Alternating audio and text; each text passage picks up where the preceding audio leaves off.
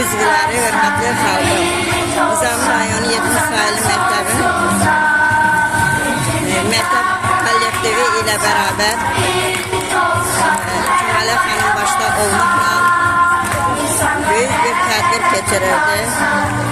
Körpə uşaqların bayramı qeyd olundu.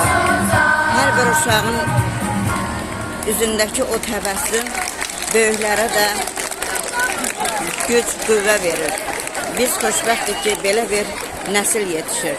Gələcəyin estafeti sizin əlinizdədir.